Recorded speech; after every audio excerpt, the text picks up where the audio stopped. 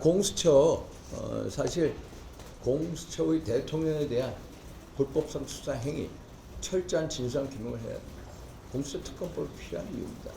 제가 좀 전에 말씀드렸습니다만은 내란죄에 대한 수사권 이 자체부터 문제가 되고요. 여기는 온통 대통령을 체포하는 게 목적인 듯이 보입니다. 한마디로 대통령 불법 체포 게이트다 말씀드립니다. 영장의 청구, 발부, 집행이 불법의 연속이었다. 그래서 이것은 반드시 대한민국의 법치주의 수호를 위해서 특히 법원 내 아니면 수사기관 내 특정 카르텔이 작용하고 있다는 국민적 의혹을 불신시키 의혹을 해소하기 위해서라도 반드시 철저한 진상규명이 필요하다는 말씀을 드립니다.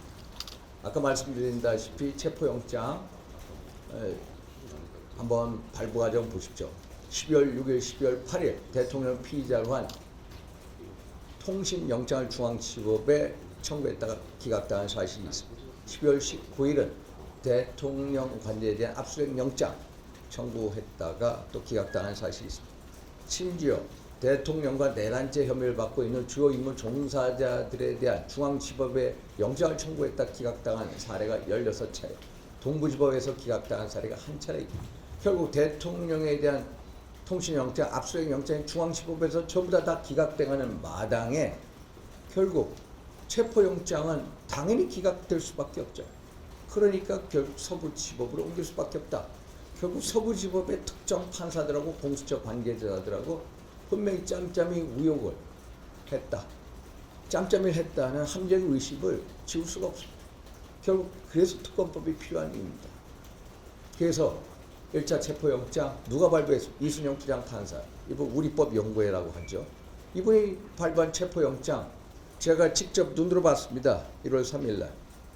보니까 앞에 쪽지를 붙여놨어요. 쪽지를 붙여놓고 두 줄대 형사소송법 110조 111조 적용을 예외로 한다. 형사소송법 110조 111조는 군사상 공무상 기밀 장소를 수색할 때는 책임자의 승낙을 얻어야 한다라고 되어 있습니다.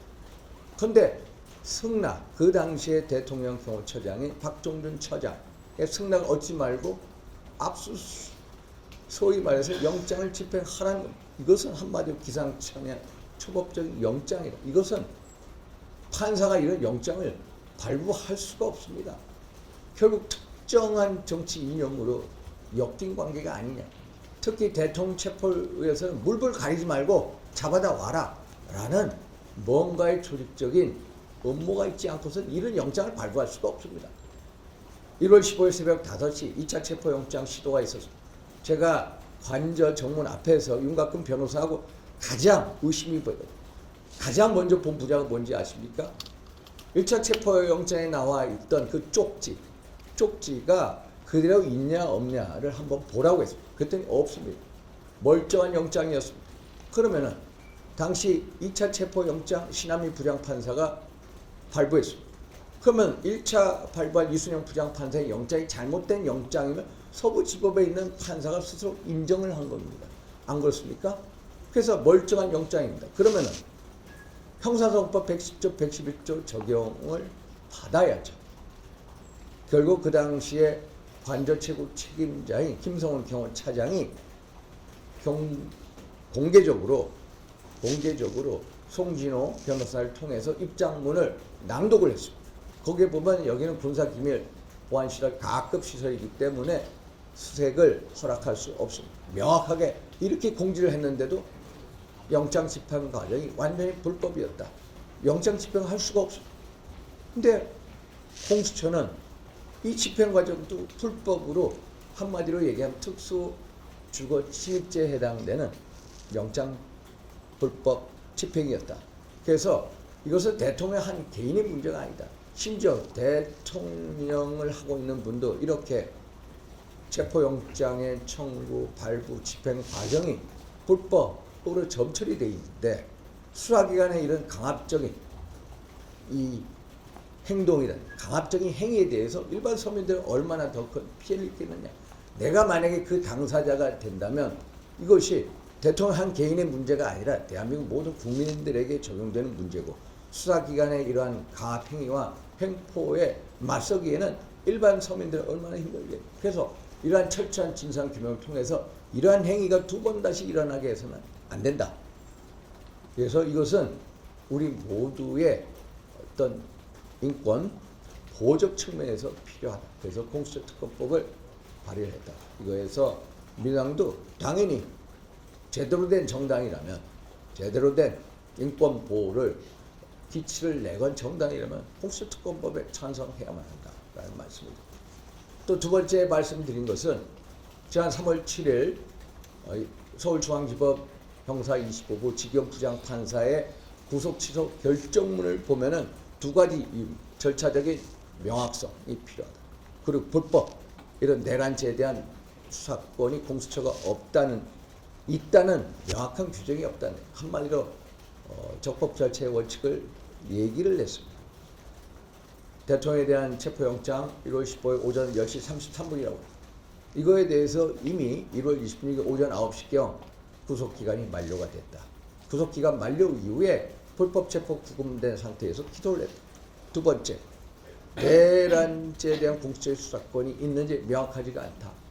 구속기간이 만료된 다음에 기소한 것과 만약에 문제라면 이 공수처의 불법성 수사에 대해서도 앞으로 재심이나 파괴 우려가 상당하다. 그래서 구속 취소 결정문을 내린 겁니다. 구속 취소 결정을 내렸죠.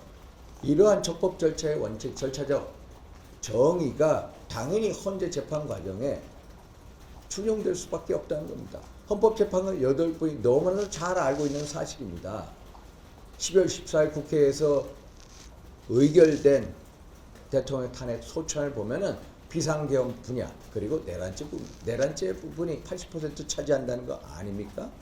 그런데 내란죄 부분을 철회해달라고 철회를 사실상 철회를 하지 않았습니까?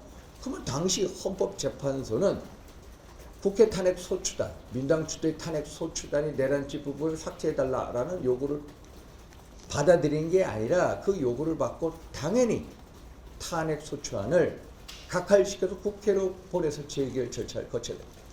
당시 국회 탄핵 소추안에 찬성한 의원이 204명입니다. 204명. 안철수 의원 같은 경우에 이런 식의 탄핵 소추안이 변경이 됐다라면 탄핵 소추 사유의 동일성 원칙에 따라서 본인은 이 탄핵 소추안을 인정을 못하고 그러한 내란죄가 빠진 국회 탄핵 소추안은 당연히 반대할 것이다라고 했습니다. 결국 헌재 스스로 잘못된 결정을 내렸다. 그리고 제가 말씀드린 헌재법 24조 기피 회피의 원칙, 헌재법 32조 수사 재판 중인 사안에 대한 송부촉탁 요구 안 된다. 헌재법 40조 탄핵 심판의 형사소법 규정을 준용하도록 된다. 헌재법 51조 소위 말해서 탄핵 심판 형사 재판이 같이 이 전개가 될 때는 탄핵 심판을 정지할 수 있다 등등의 여러 규정. 아니 제가 허영 경희대 명예교수님 말씀드리는데 제가 대학교 다닐 때 대한민국 헌법학계의 3대 태두라고 했어요. 첫째 김철수 교수, 권영선 교수, 허영 3대 교수님을 꼽았습니다. 그런 노학자께서 얼마나 이 사법부의 현실, 헌재 현실 보면서 얼마나 통탄했으면은 어느 잡지 기관 글에서 헌재가 위법 행위를 스스로 자행한 게 10가지가 넘는다. 헌재가 이런 식으로 국민적인 불신을 얻게 되면 헌재가 가루가 될 것이다. 이런 경고를 하셨습니다. 결국 적법 절차의 원칙과 절차적 정의가 없는 탄핵 심판은 그것 자체로 받아들일 수 없다는 겁니다. 그래서 이렇게 헌재가 대통령 탄핵 심판 과정에서 불공정과 불법과 정책 편향으로 점철이 됐다면 탄핵 심판 선고의 결과의 정당성을 담보할 수가 없다. 그래서 대통령 탄핵 심판은 각하만이 답이다 라는 말씀을 드립니다. 그것이 헌재가 땅으로 떨어진 국민적 불신임을 그나마 사법 신뢰로 회복할 수 있는 길이고, 또 하나 대한민국의 법치주의 사법체계를 다시 확립할 수 있는 길이고, 또 하나 적어도 민주당의 입법 독재에 대해서 견제할 수 있는 유일한 길이 대통령 탄핵 심판, 탄핵 청구안에 대한 각하가 답이다 라는 의미에서 제가 기대 의견을 했습니다. 질문 받겠습니다. 예. 아 근데 그거는 아직까지 모릅니다. 언제 선고될지 모른다. 뭐 일설에는 월요일 날 공고해서 수요일 날 낼 거다. 어제 뭐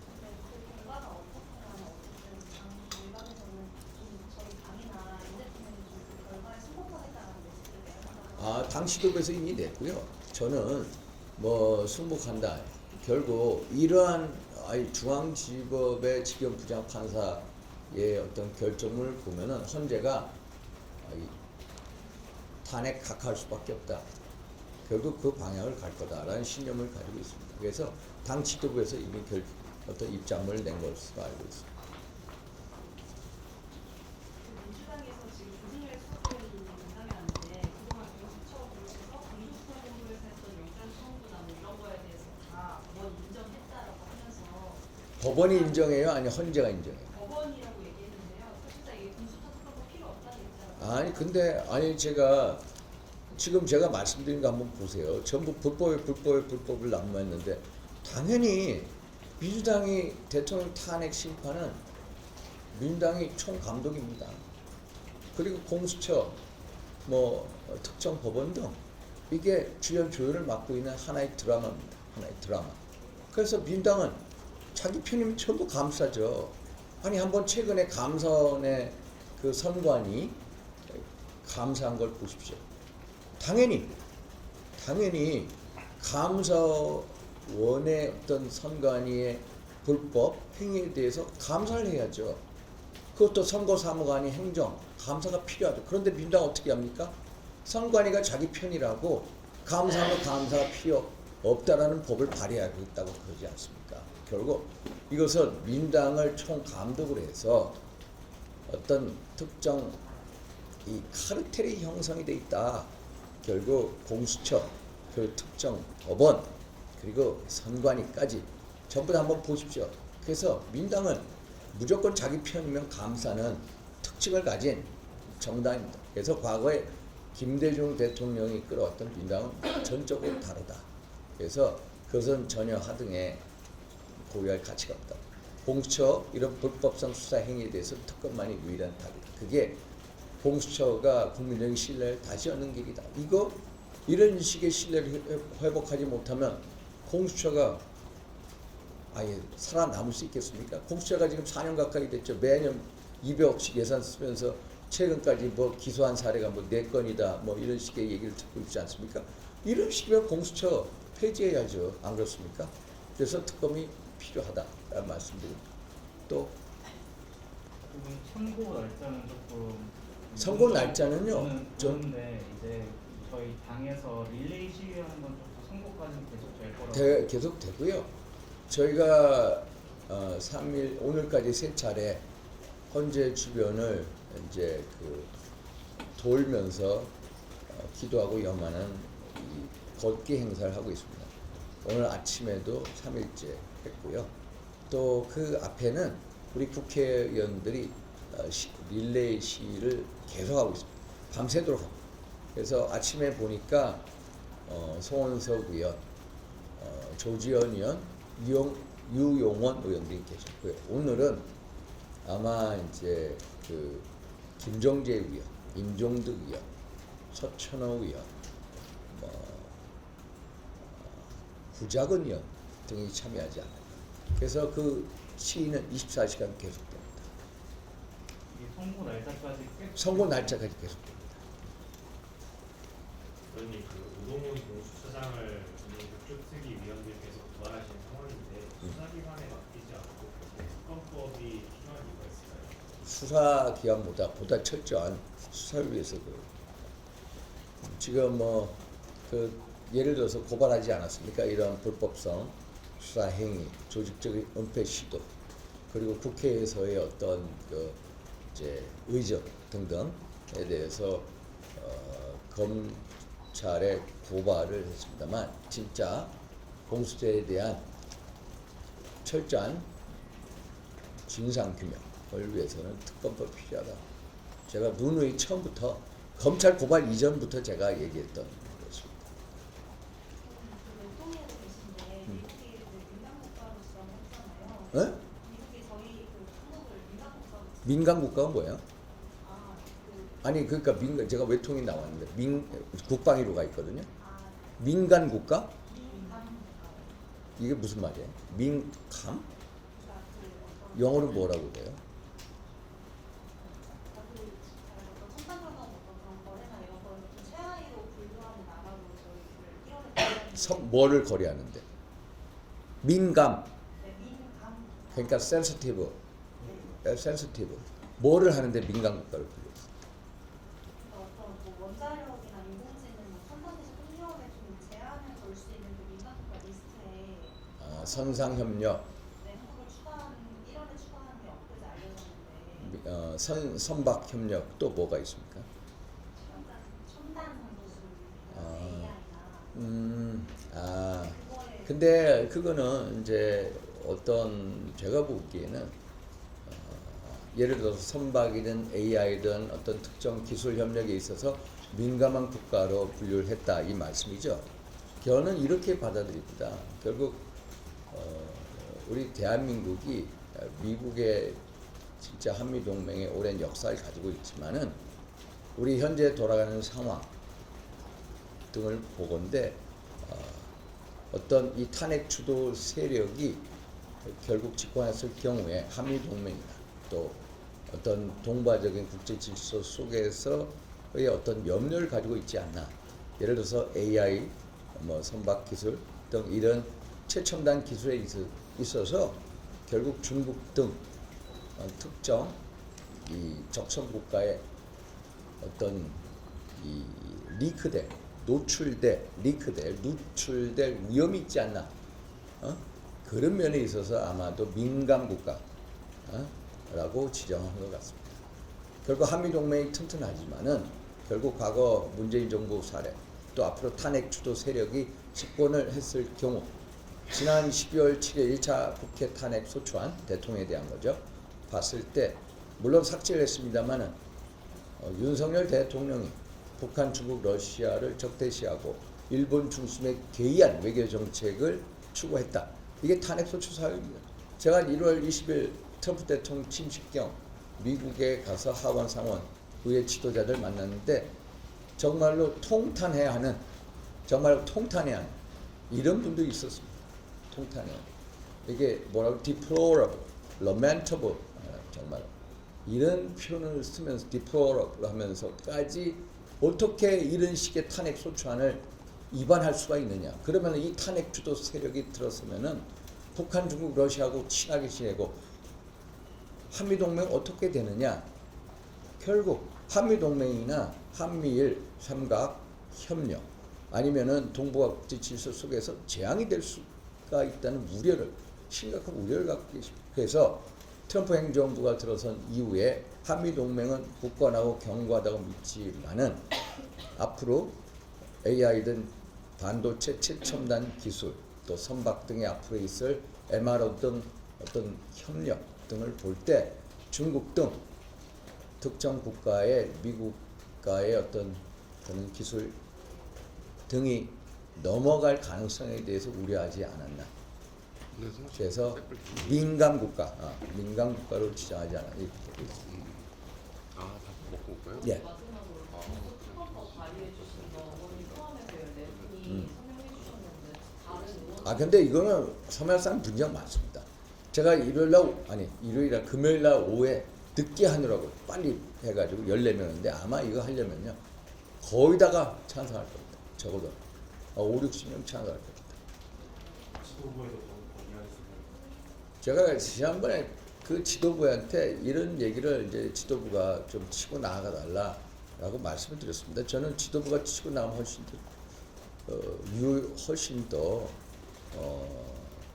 좋다, 훨씬 더 바람직하다 이런 생각을 가지고 있습니다. 전략적으로도 이런 필요성이 있다라고. 또 아까 민간국가 질문 나와서 질문 드립니다. 야당에서는 그 미국이 우리나라를 민간국가로 지정하는 것과 관련해서 그 배경에 인사 여건에서 나오는 그 자체 핵무장 발언이 영향을 미쳤을 거라 이렇게 얘기를 하고 그건 있는데 택도 안 되는 소리입니다. 택도 안 되는 소리. 핵무장이라는 것은요 앞으로 한참 걸리는 문제입니다. 어? 핵무장을 한다고 해서 어느 날 갑자기 핵무장이 되는 게 아닙니다. 우리가 핵무장, 저도 선제적, 제한적 핵무장을 하자. 제한적 핵무장입니다. 예를 들어서 한번 보십시오. 트럼프 대통령 앞으로 2기 4년 동안에 반드시 북핵을 용인할 수밖에 없다. 인정할 수밖에 없다라고 생각합니다. 왜냐하면 북한이 계속 개발 중에 대륙간 탄도 미사일의 발사 거리가 15,000km 정도 입증을 했습니다만은 아직까지 대륙간 탄도 미사일이 대기권 밖으로 나갔다가 다시 들어올 때 7,000, 8,000도의 고온을 견뎌야 됩니다. 마모되는 것을 막아야 돼요. 그걸 제일 진행 기술이라고 Re-entry Technology라고 하는데 그것을 앞으로 4년 내 반드시 이 기술을 획득한다. 특히 러시아와 북한의 군사협력이 고도화되는 상황 속에서 그것은 앞으로 2, 3년 내, 앞으로 2년 내도 충분히 될 수 있다. 그것은 북한이 맘만 먹으면은 예를 들어서 LA든 뉴욕이든 마이애미든 언제든지 때릴 수 있고 핵 공격할 수 있는 능력을 미국이 인정할 수밖에 없는 날이 옵니다. 그게 2004년 내에 이루어진다. 그렇게 되면은 미국은 결국 북한 핵을 용인할 수밖에 없다. 대륙간 탄도미사일의 배치를 철폐하라 요구할 거고 북핵 이제 폐기안의 동결로 가자. 소위 말해서 북핵 관리 정책으로 갈 수밖에 없다. 그러면 그때는 북한은 명실공히 핵 보유국으로 인정될 수밖에 없다. 그것은 한반도의 완전한 재앙이 될 것이다. 그런 상황에 대비해서 우리는 트럼프 대통령과 소위 말해서 그 밑에 있는 엘브리지 콜비 국방정책 차관 등하고 계속 대화를 해서 한국의 핵무장, 소위 말해서 제한적 핵무장이라는 것은 북한의 핵무장이 미국이 인정할 때를 대비해서 우리도 핵무장을 하겠다. 그러나 남북한이 동시에 핵 폐기를 해서 한반도 비핵화 선언을 돌아가겠다. 이런 식으로 우리가 트럼프 대통령과 그 측근들을 설득을 해야 된다. 트럼프 대통령 이미 유세 과정에서 본인이 한국과 일본이 핵무장하는 것에 대해서 열려있다라는 그런 의사표시를 했고요. 엘브리지 콜비는 현재 국방정책 차관입니다.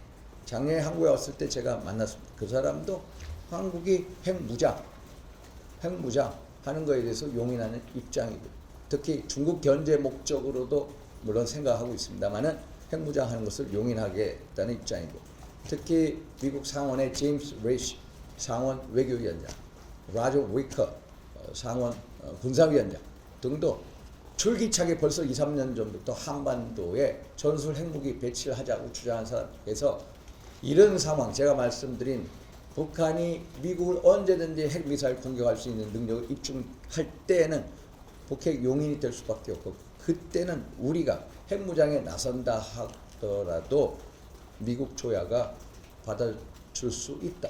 그래서 핵무장이 나오는 거고요. 그 단계까지 가려면 앞으로 몇 년이 걸립니다. 한국의 핵무장은 미국의 동의하에 이루어질 수밖에 없다.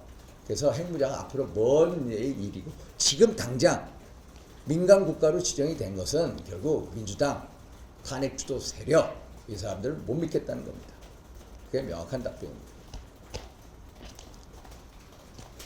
또 예. 아까 전에 탄핵 선고 승복 관련돼서 입장 말씀해 주셨는데요.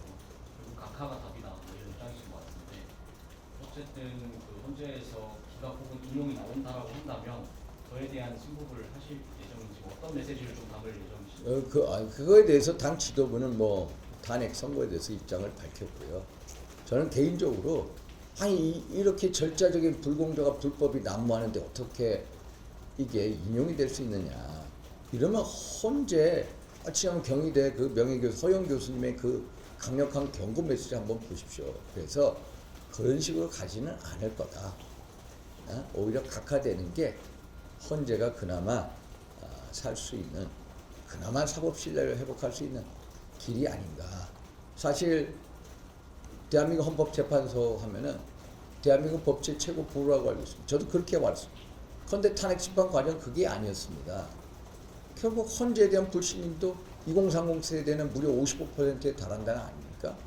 결국 대통령 탄핵 심판 선고는 현재 그런 국민적 불신도를 일거에 해결할 수 있는 유일한 길이 탄핵 각하다라는 말씀을 드립니다. 아마 8분의 재판관 그분들께서 다 고려하고 있을 거다 이렇게 보고 있습니다.